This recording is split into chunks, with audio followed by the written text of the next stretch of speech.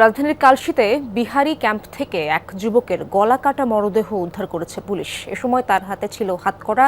নিহতের নাম রাকিবুল ইসলাম সানি ওরফে পেপার সানি। পুলিশের প্রাথমিক ধারণা মাদক ব্যবসা আর পূর্বশত্রুতার জেরেই এই হত্যাকাণ্ড। এর আগেও সানির ওপর হামলার ঘটনায় পুলিশের কাছে অভিযোগ করা হয়েছিল, জানায় নিহতের স্বজনরা। পল্লবী বি ব্লকের মিল্লাত ক্যাম্পের গলিতে দেখা মেলে সানির রক্তাক্ত মরদেহ। ভোরে মরদেহ দেখে পুলিশকে খবর দেন স্থানীয়রা। জানান, পাশের একটি ক্যাম্পে সপরিবারে থাকতেন সানি।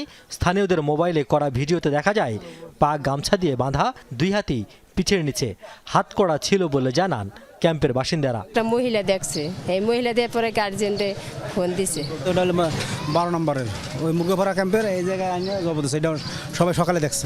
রাত্রে চিল্লাচিল্লি শুনছিলাম, হইচই। তারপর থেকে আর কোনো হয় নাই। সকালবেলা উঠে ঘুমাতে উঠছি যখন, তখন শুনি যে দিকে ডেড বডি ফালানো।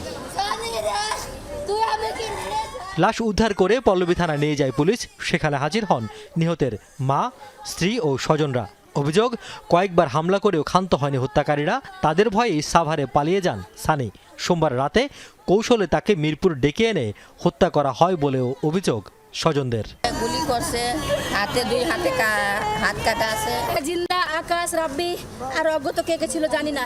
ওরা 10 বন্ধু ছিল অনেক আগে, কিন্তু তারপরে ওদের সাথে কোনো কি হয়েছে না হয়েছে আমি সঠিক জানি না। কিন্তু ইদানিং আমার ছেলে ঘরে তো বিয়ে শাদী হয়েছে, যে বাচ্চাও থাকে সাভারে, আমি থাকি এখানে। আর কালকে যে কিভাবে আসলো, কেন আসলো আমি তাও জানি না।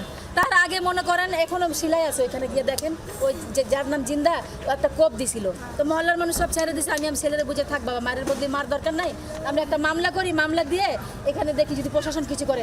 পুলিশ জানায়, সানির বিরুদ্ধেও মাদক সহ নানা অপরাধে একাধিক মামলা আছে বিভিন্ন থানায়।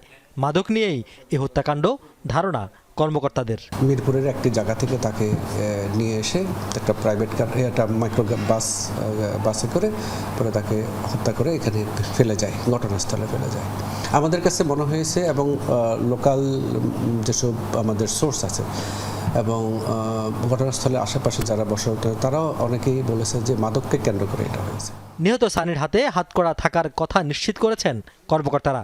জানান, গেল বছরের 5 আগস্ট বিভিন্ন থানা থেকে লুট হওয়া হাতকড়াই সানির হাতে পরানো হয়ে থাকতে পারে। যে ভিকটিমের হাতে হ্যান্ডকাপ একটা পরানো ছিল।